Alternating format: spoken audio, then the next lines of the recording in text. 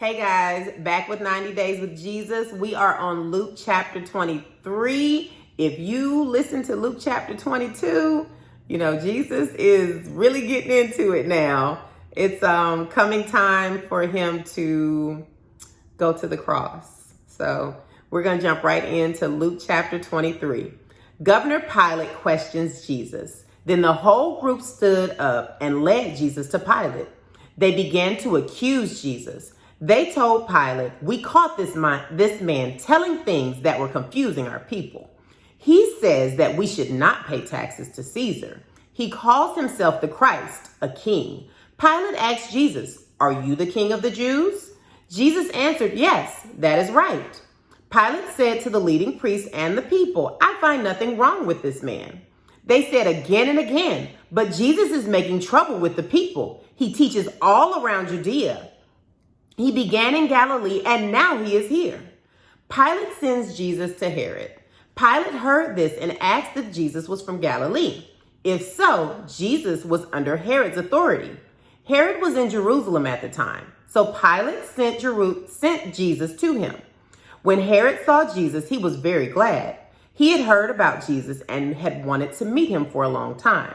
Herod was hoping to see Jesus work a miracle. Herod asked Jesus many questions, but Jesus said nothing. The leading priests and the teachers of the law were standing there. They were shouting things against Jesus. Then Herod and his soldiers made fun of Jesus. They dressed him in a kingly robe and then sent him back to Pilate. In the past, Pilate and Herod had always been enemies, but on that day, they became friends. Jesus must die. Pilate called all the people together with the leading priests and the Jewish leaders. He said to them, "You brought this man to me. You said that he was making trouble among the people, but I have questioned him before you all, and I have not found him guilty of the things you say. Also, Herod found nothing wrong with him. He sent him back to us. Look, he has done nothing for which he should die. So after I punish him, I will let him go free." Every year at the Passover feast, Pilate had to release one prisoner to the people. But all the people shouted, "Kill him! Let Barabbas go free." Barabbas was a man who was in prison because he started a riot in the city. He was guilty of murder. Pilate wanted to let Jesus go free, so he told this to the crowd. But they shouted again, "Kill him! Kill him! On a cross!" A third time Pilate said to them, "Why? What wrong has he done? I can find no reason to kill him, so I will have to punish him and set him free." But they continued to shout. They demanded that Jesus be killed on a cross. Their yelling became so loud that Pilate decided to give them what they wanted. They wanted Barabbas to go free, the man who was in jail for starting a riot and for murder. Pilate let Barabbas go free and gave Jesus to them to be killed. The soldiers led Jesus away. At that time, there was a man coming into the city from the fields. His name was Simon, and he was from the city of Cyrene.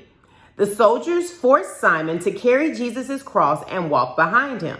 A large crowd of people was following Jesus. Some of the women were sad and crying, but Jesus turned and said to them, "Women of Jerusalem, don't cry for me. Cry for yourselves and for your children too.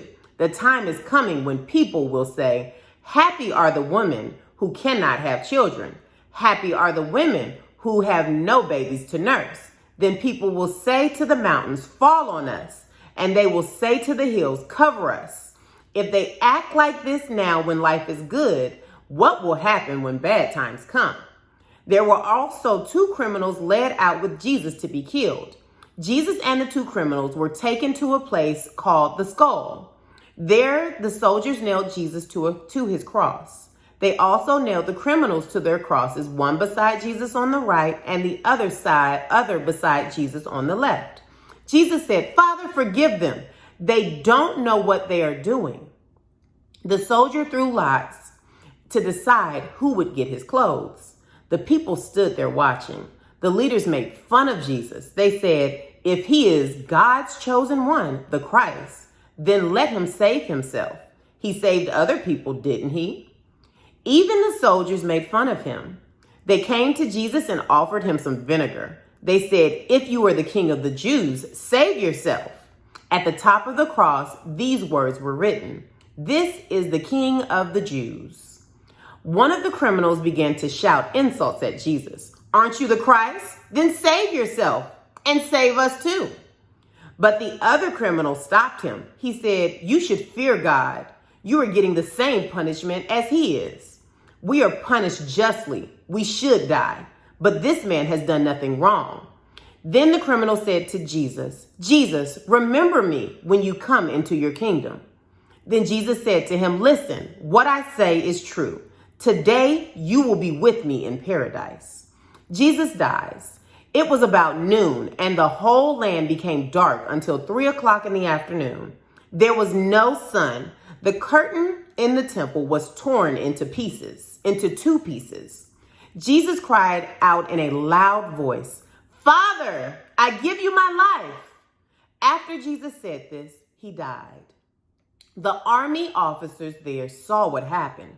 He praised God, saying, "I know this was a good man." Many people had gathered there watching this thing.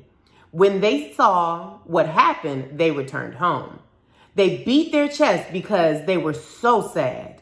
Those who were close friends of Jesus were there.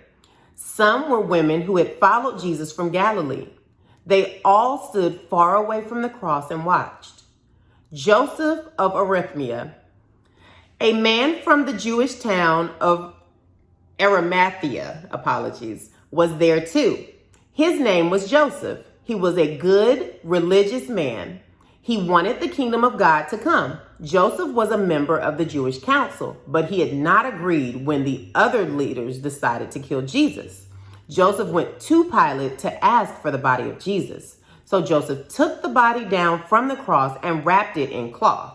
Then he put Jesus' body in a tomb that was cut in a wall of the rock. This tomb had never been used before. This was late on preparation day. When the sun went down, the Sabbath day would begin. The women who had come from Galilee with Jesus followed Joseph.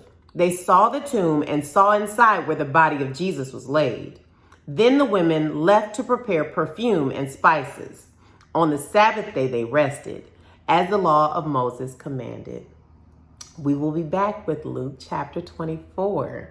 Jesus has been laid in the tomb. Be blessed. We will see you soon.